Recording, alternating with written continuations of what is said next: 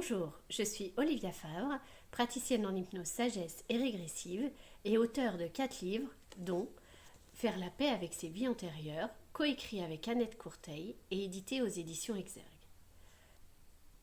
Avec la découverte de cette vie antérieure pendant la Seconde Guerre mondiale, plein de choses ont changé. La première chose qui a changé, c'est que la tristesse que je ressentais depuis que j'étais petite avait disparu. La deuxième chose, c'est que chaque nuit, avant de m'endormir, depuis aussi loin que je me souvienne, je rêvais de mon enterrement. Là, terminé. En fait, c'est comme si cette petite fille qui était morte dans les camps, elle avait été retrouvée et donc elle n'avait plus besoin d'avoir une tombe où on pouvait venir lui dire au revoir. La troisième chose, c'est que je portais autour du cou un pendentif avec marqué la bonne étoile. Ce pendentif, je l'ai perdu quelques semaines après la séance. Suite à ces quelques séances, mes allergies ont totalement disparu. Moi qui prenais un cachet par jour, j'ai arrêté d'en prendre parce que je n'en avais plus besoin. J'ai retrouvé aussi l'odorat. Ça a été une sensation hyper agréable de passer devant un champ de colza et de sentir cette odeur en fait. C'est un des souvenirs frappants dont je me souviens parce que l'odorat il est revenu instantanément. Alors par contre, suite au confinement, les allergies et l'odorat sont repartis. Donc les allergies sont revenues et l'odorat est reparti.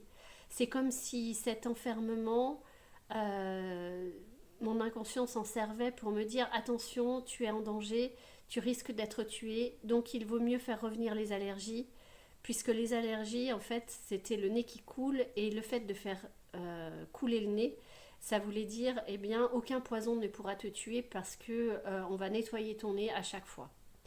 Et d'ailleurs, c'est sûrement pour ça que de nombreuses personnes ont été traumatisées par ce confinement, parce que ça a réveillé en eux une ancienne vie liée à un enfermement. Ensuite, j'ai appelé mon fils Yann Moulin. Yann qui veut dire Jean en breton.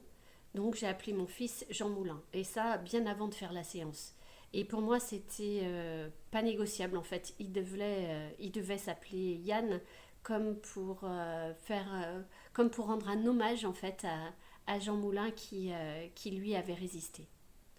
J'ai ensuite été au collège Anne-Franck. J'ai préparé un concours sur la résistance quand j'étais au collège. J'ai regardé des tas de films sur la Seconde Guerre mondiale, toujours en pleurant comme une madeleine. Et puis, je suis hypersensible.